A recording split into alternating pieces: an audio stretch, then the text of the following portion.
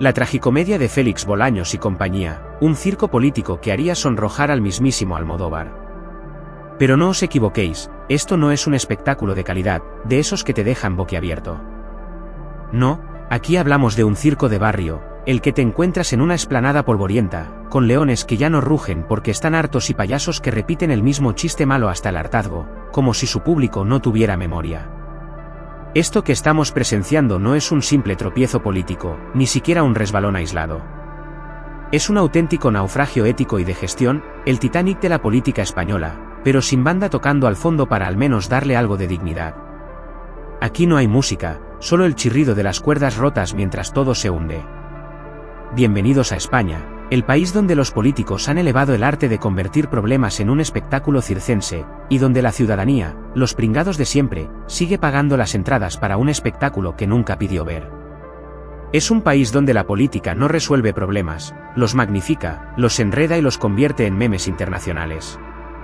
Y por si fuera poco, parece que aquí nadie asume la culpa, cuando el desastre es evidente, siempre hay excusas, desvíos y culpables externos. Este despropósito protagonizado por Félix Bolaños y su séquito no es solo una lección de cómo no gestionar un país, es una muestra palpable de cómo se puede perder el rumbo y todavía intentar vendernos la moto. Es como si se hubieran convertido en personajes de una sátira política escrita por alguien con un sentido del humor retorcido y una imaginación desbordada. Pero no, esto no es ficción. Es nuestra realidad, y estamos atrapados en ella como espectadores obligados. Lo más triste de todo es que, mientras ellos se pasean por el escenario con su "todo está bajo control" y sus gestos teatrales, nosotros seguimos cargando con la factura. Porque, al final del día, los únicos que pagan este circo no son los responsables, sino los mismos ciudadanos que soportan impuestos desorbitados, promesas incumplidas y servicios públicos en decadencia. Aquí no hay red de seguridad, solo un trapecista fallando y un público resignado.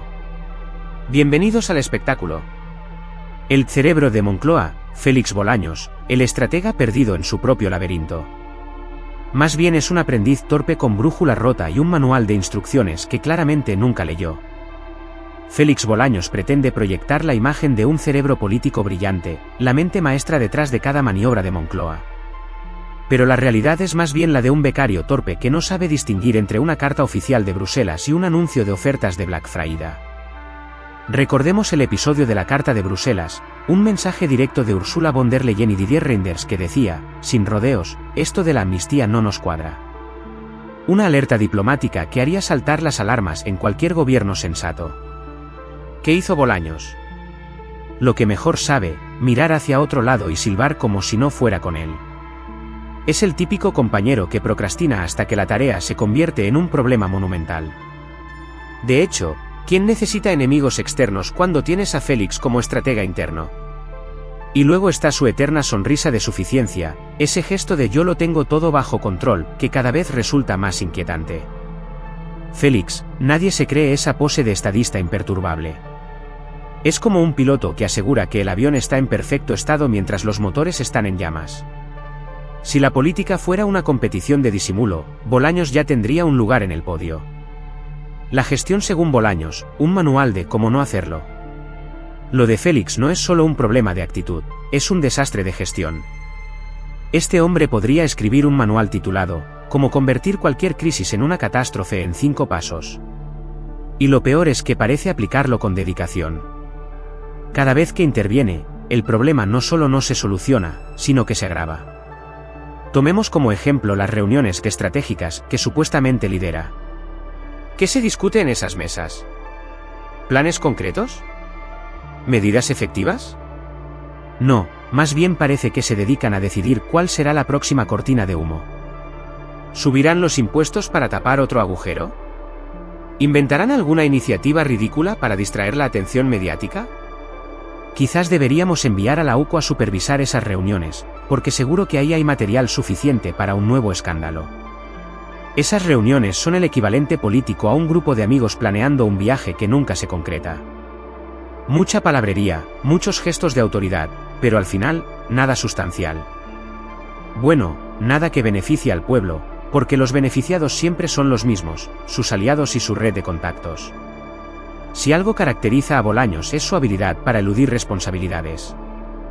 Cada vez que aparece un problema serio, él siempre tiene una excusa preparada. No estaba al tanto, no era mi área, lo sabremos cuando llegue el momento. Vamos, un repertorio de frases vacías que parecen sacadas de un manual de evasión. Es como un Houdini político, pero sin el glamour.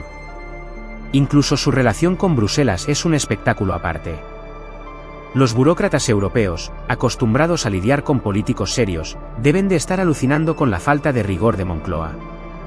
Ursula von der Leyen le envía una carta contundente, y Félix la trata como si fuera una postal navideña. ¿Qué esperaba? Una felicitación. En Europa no tienen tiempo para sus juegos. Si Bruselas fuera un colegio, ya le habrían mandado una nota de advertencia para sus padres. Y mientras tanto, aquí en España seguimos pagando el precio de su incompetencia. Cada error de cálculo, cada decisión mal tomada, nos cuesta caro. Pero claro, para él y sus colegas, el precio nunca lo pagan ellos. Siempre es el pueblo el que sufre las consecuencias. No podemos ignorar esa sonrisa constante de Bolaños.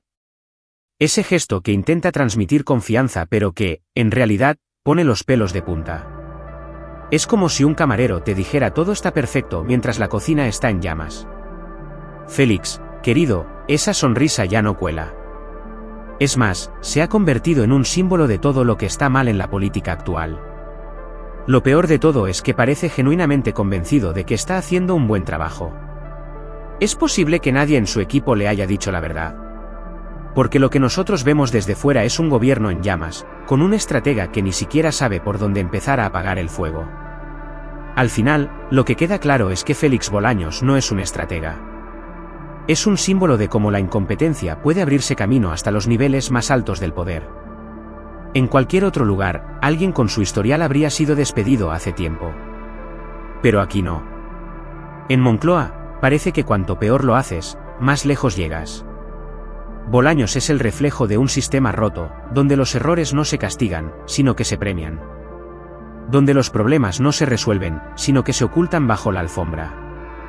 Y donde los ciudadanos, como siempre, son los únicos que acaban pagando la factura. Una factura que, gracias a Bolaños, no para de crecer. ¿La solución? No podemos esperar mucho de alguien que ni siquiera sabe gestionar su propia sombra. Pero al menos podemos seguir señalando sus errores, riéndonos de su arrogancia, y sobre todo, exigiendo responsabilidades. Porque si algo nos ha enseñado Félix Bolaños es que, en política, la incompetencia no tiene límites. Y luego está Pedro Sánchez, el supuesto capitán de este barco a la deriva. Pedro no gobierna, posa. Este hombre no es un presidente, es un influencer político. Su prioridad no es gestionar una crisis ni resolver los problemas del país, sino asegurarse de que su peinado esté impecable en cada aparición pública. Es el presidente Instagram ready, listo para la foto pero no para el trabajo. Pedro es como ese compañero de clase que no estudia, no hace nada en los trabajos en grupo, pero siempre encuentra la manera de llevarse el mérito. Mientras Bruselas manda cartas cargadas de advertencias y el país se tambalea, Sánchez está demasiado ocupado eligiendo qué corbata combina mejor con el fondo de su próxima rueda de prensa. Si gobernar fuera un concurso de belleza política, Pedro tendría todos los premios. Pero, desgraciadamente para nosotros, gobernar implica más que posar para la cámara. Lo más fascinante es su habilidad para esquivar responsabilidades. ¿Crisis en el gobierno?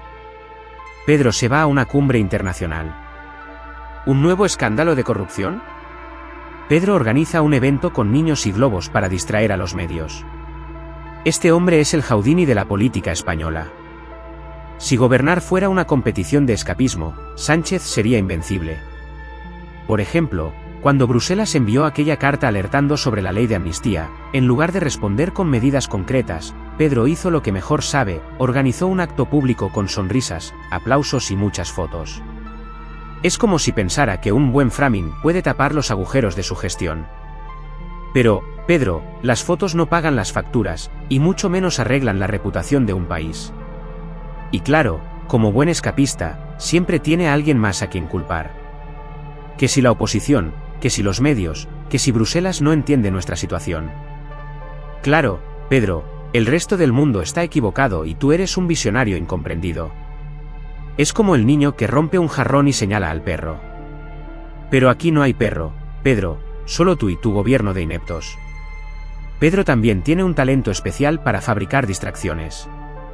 Cuando las cosas se ponen feas, no arregla el problema, lo tapa. Desde los grandes gestos hasta los anuncios vacíos, todo está diseñado para mantenernos mirando a otro lado. ¿Subidas de impuestos? Organiza un mitin. ¿Crisis energética? Promete una reforma que nunca llega. Es el equivalente político de agitar las llaves delante de un bebé para calmarlo, pero aquí el bebé es todo un país.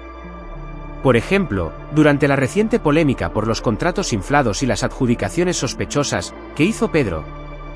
En lugar de dar explicaciones, se fue a un acto en el que prometió nuevas inversiones en tecnología. Tecnología que, como todos sabemos, nunca llegará a materializarse. Es un vendedor de humo profesional, un ilusionista político. En Moncloa no gobiernan, interpretan una obra de teatro.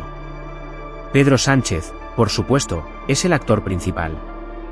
Sus discursos no son declaraciones políticas, son monólogos bien ensayados para la galería. Cada rueda de prensa está perfectamente coreografiada, desde el tono de voz hasta los gestos de sus manos.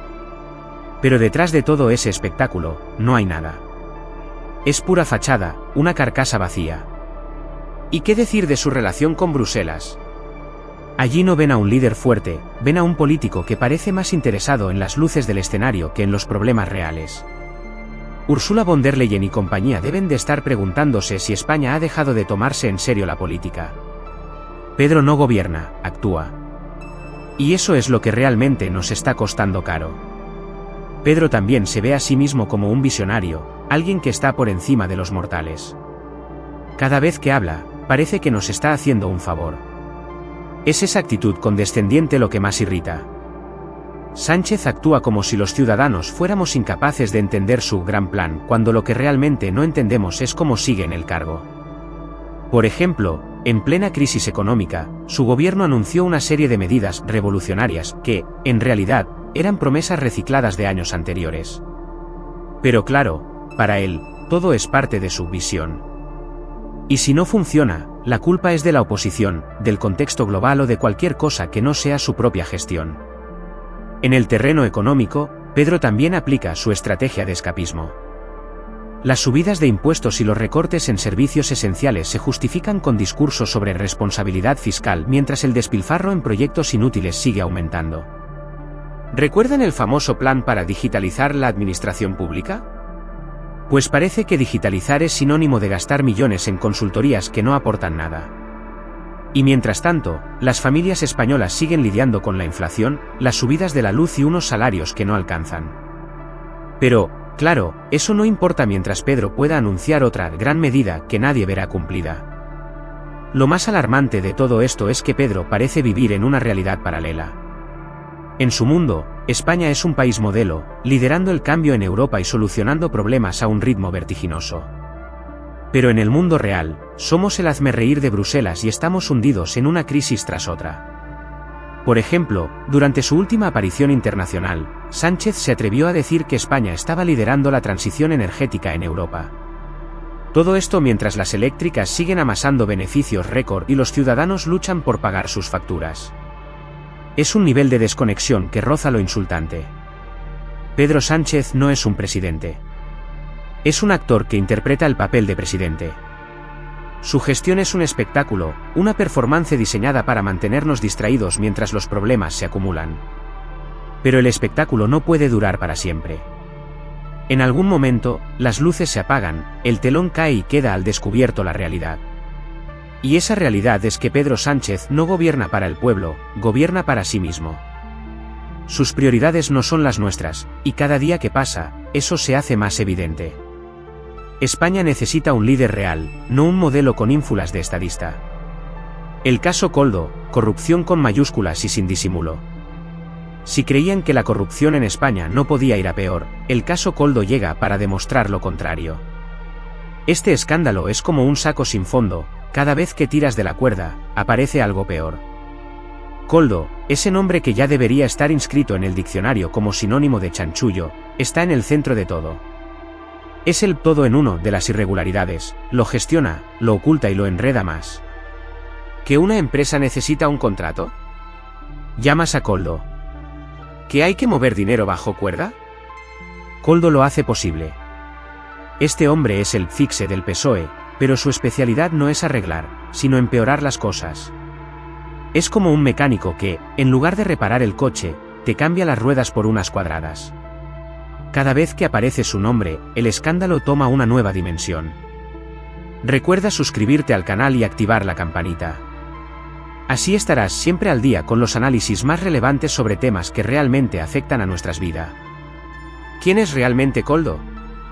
Un personaje que parece sacado de una película de mafiosos, pero con menos glamour y más sobres de billetes arrugados. Su modus operandi es simple: manejar el dinero público como si fuera un juego de Monopoly, donde las propiedades siempre terminan en manos de los mismos amigos del PSOE. ¿Y lo peor? Parece que nadie dentro del gobierno tenía idea de sus gestiones. O al menos eso dicen. Y ahora resulta que María Jesús Montero, la ministra de Hacienda, también está implicada. Bravo, socialismo, estáis escribiendo el guión de la película de corrupción más extensa de la historia. Montero, la mujer que debería ser la guardiana del dinero público, aparece salpicada en una trama que incluye contratos inflados y pagos sospechosos. ¿Qué será lo próximo? Un reality show titulado Corruptos al Descubierto. La implicación de Montero añade un toque especial al escándalo. Porque, claro, si la encargada de manejar las cuentas del país no sabe dónde va el dinero, ¿quién lo sabrá? Según sus declaraciones, todo esto le pilló por sorpresa. Sí, claro, como si un elefante hubiera entrado en su salón y ella no lo hubiera notado. Cada día aparecen más detalles, sobres llenos de billetes, empresas fantasma, transferencias desde paraísos fiscales. Es una trama digna de Breaking Bad. Pero aquí no hay vergüenza. En lugar de asumir responsabilidades, los implicados se lavan las manos con frases como "no sé nada", "no firmé eso", o mi favorita, "esto es una campaña de desprestigio". Claro, porque la culpa siempre es del mensajero, no del que mete la mano en la caja. Las excusas son tan predecibles como patéticas. Es como si tuvieran un libro de frases para escándalos políticos: "yo no estaba, es una invención, todo fue legal". Pero, claro, las pruebas cuentan otra historia. Desde reuniones secretas hasta documentos comprometedores, todo apunta a que estos despistes no fueron accidentes, sino una estrategia bien planificada para llenar bolsillos ajenos. Lo más curioso es cómo cada día surge algo nuevo. Es como una cebolla de corrupción, quitas una capa y el olor es peor. Los detalles que salen a la luz son dignos de una novela negra. Empresas creadas de la noche a la mañana para adjudicarse contratos millonarios, transferencias bancarias realizadas en tiempo récord y, como no, los famosos sobres. Porque, al parecer, en este país, las comisiones no viajan en transferencias discretas, sino en sobres que parecen sacados de una película de los 90. ¿Y los nombres que siguen apareciendo? Desde altos cargos hasta intermediarios de medio pelo, todos tienen algo en común: una relación directa o indirecta con los de siempre, los amigos del partido. Es un círculo cerrado de complicidades que parece funcionar como una maquinaria perfectamente engrasada. Mientras tanto, Bruselas observa este espectáculo con una mezcla de asombro y desesperación. Ursula von der Leyen y su equipo deben de estar preguntándose cómo un país como España puede estar hundiéndose tan rápido en el fango de la corrupción. Europa no es perfecta, pero al menos tiene límites. Y esos límites, al parecer, son algo que Moncloa no entiende o elige ignorar. La carta de advertencia que Bruselas envió sobre la amnistía es solo la punta del iceberg. Lo que realmente preocupa a los burócratas europeos es la imagen de un país que parece más interesado en sus chanchullos internos que en cumplir con las reglas del juego. Y, claro, esto tiene consecuencias. Si España sigue por este camino, las sanciones no tardarán en llegar. Mientras tanto, nosotros, los ciudadanos, seguimos pagando la factura de esta tragicomedia. Cada contrato inflado, cada euro que desaparece en paraísos fiscales, es dinero que no se invierte en sanidad, educación o infraestructuras. Es dinero que nos roban a todos. Y lo más indignante es la sensación de impunidad. Mientras Koldo y compañía siguen con sus excusas, nosotros nos apretamos el cinturón para cubrir los agujeros que ellos han dejado. La paciencia del pueblo español es admirable, pero no infinita. Cada escándalo, cada mentira, cada nuevo detalle, va llenando un vaso que está a punto de rebosar. Porque, al final, somos los ciudadanos los que sufrimos las consecuencias de su corrupción. El caso Koldo no es solo un escándalo más, es un síntoma de un sistema podrido que necesita una reforma urgente. No podemos seguir tolerando que los mismos nombres aparezcan una y otra vez en los titulares de corrupción. No podemos permitir que nuestras instituciones se conviertan en un mercado negro donde todo tiene un precio. Lo que necesitamos es justicia, y no de la que se retrasa años en los tribunales. Justicia rápida y efectiva, que devuelva la confianza en nuestras instituciones. Porque, al final, lo que está en juego no es solo el dinero público, sino la dignidad de un país que merece algo mejor. España no puede seguir siendo el circo donde los mismos payasos siempre se llevan el pastel. Mientras tanto, Bruselas está alucinando. Ursula von der Leyen y Didier Reynders deben estar reuniéndose a puerta cerrada, preguntándose cómo un país con la historia y el peso de España ha terminado convertido en un reality show político. Para ellos, lidiar con los desastres que llegan desde Moncloa debe ser como intentar enseñar álgebra a un grupo de alumnos que ni siquiera saben sumar. Europa no tiene tiempo para las tonterías de un gobierno que parece no saber dónde tiene la brújula. La carta de advertencia enviada por Bruselas no es un simple toque de atención. Es básicamente el equivalente político a una tarjeta roja en un partido de fútbol, con el árbitro señalando directamente al banquillo. Y, sin embargo, ¿cómo reaccionaron Pedro Sánchez y Félix Bolaños? Con su clásica indiferencia, como si la tarjeta roja fuera solo un consejo amable. Es como si un estudiante fuera suspendido por copiar en un examen y luego enmarcara el suspenso como si fuera un diploma. Para Europa, España solía ser sinónimo de sol, paella y flamenco. Ahora somos el memego oficial de la Unión Europea, el país que siempre llega tarde, con las tareas incompletas y las excusas más inverosímiles. Lo que antes era admiración ahora es puro cachondeo, y no se les puede culpar. Cada vez que Moncloa envía una respuesta a Bruselas, parece una obra de improvisación teatral, llena de rodeos, excusas y ningún contenido útil. Pero ojo, que la paciencia de Europa no es infinita. Ursula von der Leyen tiene muchas cosas en su agenda: la crisis energética, los desafíos climáticos, la guerra en Ucrania. Y aún así, tiene que dedicar tiempo a enviar cartas a Moncloa para recordarle que las leyes europeas no son sugerencias, sino normas que deben cumplirse. Es como si estuvieran tratando con ese compañero de piso que nunca lava los platos y siempre dice «luego lo hago». Reynders, por su parte, no es conocido por andarse con rodeos. Su carta no deja lugar a interpretaciones: esto de la amnistía no nos cuadra, y más vale que lo expliquéis bien o habrá consecuencias. Pero claro, en Moncloa, las palabras de explicar bien parecen no estar en su diccionario. En lugar de tomarse el asunto en serio, decidieron enviar a Félix Bolaños, como quien manda al sobrino pequeño a negociar la paz en una reunión de líderes mundiales. El resultado, como era de esperar, fue un desastre. Y este cachondeo tiene un coste. Mientras Moncloa juega al escapismo político, el prestigio de España sigue cayendo en picado. Antes éramos el país del optimismo, del sí, se puede, del sol eterno y la alegría contagiosa. Ahora somos el país de los escándalos políticos, donde cada semana hay un nuevo episodio que hace que Europa se lleve las manos a la cabeza. ¿Cómo hemos llegado a esto? Para Bruselas, tratar con Moncloa es como intentar jugar una partida de ajedrez con alguien que cree que está jugando al parchís.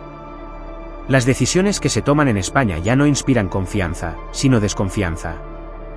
Cada informe que envían desde Europa parece un manual de instrucciones diseñado específicamente para un gobierno que, claramente, no sabe leerlas. Los demás países de la Unión también están perdiendo la paciencia. Alemania, Francia y los países nórdicos, que suelen ser los pilares de la seriedad en Europa, miran hacia España con una mezcla de incredulidad y resignación. España se ha convertido en el alumno problemático de la clase, el que siempre necesita un empujón extra para cumplir con lo básico. Imaginemos las reuniones en Bruselas: ¿qué hacemos con España esta vez?, se preguntarán entre susurros. Ursula revisa informes, mientras Didier suspira y murmura algo en francés que probablemente no sea muy amable. Y, mientras tanto, Pedro Sánchez sonríe en una cumbre internacional, fingiendo que no pasa nada. Lo que está claro es que Bruselas no se traga las excusas de Moncloa. La paciencia tiene un límite, y Europa está cada vez más cerca de decir basta. España, el país que solía ser un ejemplo de superación y adaptabilidad, se ha convertido en un caso de estudio de lo que no se debe hacer en política. Pero, como siempre, somos los ciudadanos quienes terminamos pagando el precio de este desastre. Mientras tanto, aquí seguimos nosotros, los de siempre, sacando adelante el país a pesar de ellos, no gracias a ellos. Mientras ellos se reparten sobres, adjudican contratos a dedo y se ríen en nuestras caras desde sus despachos alfombrados, nosotros estamos haciendo malabares con facturas de luz que parecen redactadas por un guionista de ciencia ficción, mascarillas defectuosas que costaron más que una obra de arte y promesas que caducan antes de ser cumplidas. Es como si cada decisión que toman no solo estuviera diseñada para fastidiarnos, sino para recordarnos que somos los pagadores oficiales de sus despropósitos. Las subidas de impuestos, las tarifas energéticas por las nubes, y la gasolina al precio de un buen vino no son accidentes, son parte de un sistema que parece creado para exprimirnos al máximo. Mientras tanto, ellos llenan sus bolsillos con comisiones y privilegios. Se blindan con coches oficiales, asesores innecesarios y todo tipo de prebendas, alejándose cada vez más de la realidad que vivimos los ciudadanos de a pie. ¿Cuántos de ellos saben lo que es llegar a fin de mes con la cuenta en números rojos? Seguro que ninguno. Sin embargo, si algo nos define como pueblo es nuestra capacidad de resistir, de adaptarnos y de convertir la indignación en fuerza para seguir adelante. No olvidamos ni perdonamos fácilmente. Cada escándalo, cada mentira, cada abuso queda grabado en nuestra memoria colectiva. Lo hablamos en los bares, lo recordamos en las sobremesas familiares y lo compartimos en las redes sociales. Porque sí, pueden controlar los medios tradicionales, pero no pueden borrar el descontento que se respira en cada esquina. Y aunque parezca que nos quedamos en la queja, la realidad es que cuando llegue el momento, sabremos ajustar cuentas. Habrá un día en que tendrán que enfrentarse a un pueblo que ya no aguanta más, que está harto de ser el saco de boxeo de una élite política desconectada y soberbia. Mientras nosotros hacemos cola en el supermercado pensando que podemos permitirnos comprar, ellos disfrutan de dietas que ni siquiera necesitan. ¿Problemas para pagar la luz? No para ellos, que tienen todo cubierto. ¿Vivienda inasequible? Ellos duermen en mansiones pagadas con nuestros impuestos. ¿Crisis energética? Que nos preocupemos nosotros, que ellos nunca tendrán que apagar una lámpara para ahorrar. Es como si vivieran en un universo paralelo, una burbuja dorada de privilegios y corrupción, donde los problemas del pueblo no son más que estadísticas que se mencionan de pasada en reuniones que terminan con copas de vino caro y risas cínicas. Pero que no se confíen, porque aunque la paciencia de los españoles sea legendaria, no es infinita. Cada escándalo nos enfurece más, cada subida de impuestos nos hace más fuertes y cada mentira nos empuja a exigir justicia. La historia ha demostrado que cuando este país dice basta lo dice en serio. Y ese momento llegará. Ellos podrán seguir jugando a ser reyes en un tablero de ajedrez donde las piezas son los ciudadanos, pero las urnas serán el jaque mate que no podrán esquivar. Porque el pueblo español, ese que nunca aparece en las fotos oficiales ni tiene voz en las ruedas de prensa, es mucho más grande que cualquier político de turno. No nos conformaremos con sobrevivir, exigiremos prosperar. Este país tiene más potencial del que jamás podrían imaginar los que lo están gestionando tan mal. Merecemos políticos que nos representen de verdad, no a estos cortesanos que tratan al pueblo como su fuente personal de ingresos. Así que, mientras ellos se engañan pensando que el descontento popular es solo ruido de fondo, nosotros seguiremos trabajando, luchando y preparándonos para el día en que les hagamos rendir cuentas. Porque España no es de ellos, España es nuestra. Conclusión, España merece algo mejor. Al final, lo único que nos queda es el humor, ese escudo que utilizamos para protegernos de la desesperación y el enfado. Porque, seamos honestos, si no nos reímos, acabaríamos todos llorando de impotencia. Pero no nos confundamos, esto no es normal, ni debería serlo. La indignación no puede convertirse en costumbre, y la corrupción no puede ser el precio que paguemos por la democracia. España merece algo mejor. Merecemos políticos que trabajen por el bien común, no por sus propios intereses o los de sus amigos de toda la vida. Nos merecemos líderes que entiendan que el poder no es un derecho, sino una responsabilidad. Un cargo público no es una invitación a enriquecerse ni una oportunidad para jugar al Monopoly con los fondos del Estado. Y, sobre todo, merecemos un sistema que no solo castigue la corrupción, sino que también premie la integridad y la transparencia. Moncloa se ha convertido en un teatro de lo absurdo, una tragicomedia en la que cada día se estrena un nuevo episodio lleno de giros argumentales dignos de una novela de intriga. sobresueldos, contratos inflados, mensajes de WhatsApp comprometedores. La lista de escándalos es interminable. Y lo peor es que los actores principales de esta obra parecen estar convencidos de que el público, es decir, nosotros, seguiremos mirando hacia otro lado. Pero no, aquí seguimos atentos, porque esto no ha acabado. Cada día que pasa, el circo de Moncloa nos ofrece un nuevo episodio, una nueva excusa, un nuevo intento de disimular lo que ya es evidente para todos. Y aunque intenten convencernos de que todo está bajo control, la verdad es que cada vez están más expuestos. La paciencia del pueblo español tiene un límite, y ese límite está peligrosamente cerca. Mientras tanto, los verdaderos héroes de esta historia no están en los despachos ni en las ruedas de prensa. Son los ciudadanos de a pie, los que cada día se levantan para trabajar, pagar impuestos y sacar adelante a sus familias, a pesar de que el sistema parece estar diseñado para ponerles cada vez más obstáculos.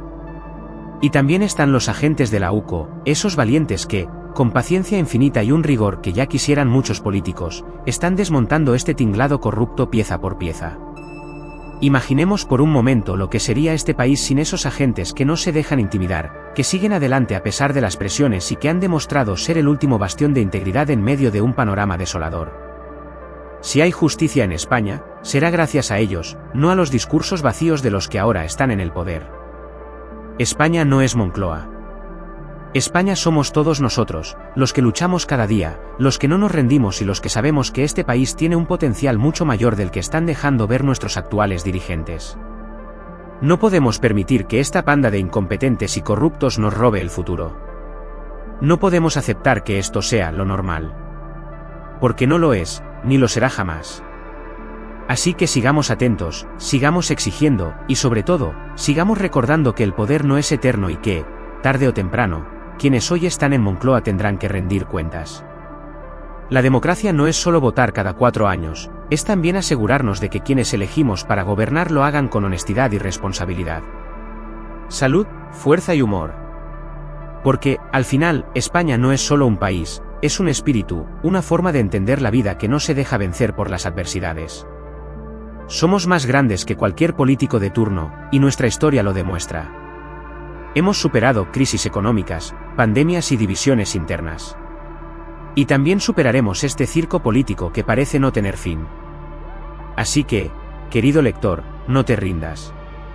Sigue luchando, sigue exigiendo, y sobre todo, sigue creyendo en el poder del pueblo para cambiar las cosas. Porque España no es Moncloa. España somos todos nosotros. Y no vamos a dejar que esta panda de incompetentes nos robe el futuro. No olvides, suscríbete y comparte este vídeo con tus amigos y familiares. Nunca subestimes el poder de estar bien informado. Gracias por acompañarme hasta aquí, y nos vemos en el próximo vídeo, donde seguiremos desentrañando las historias más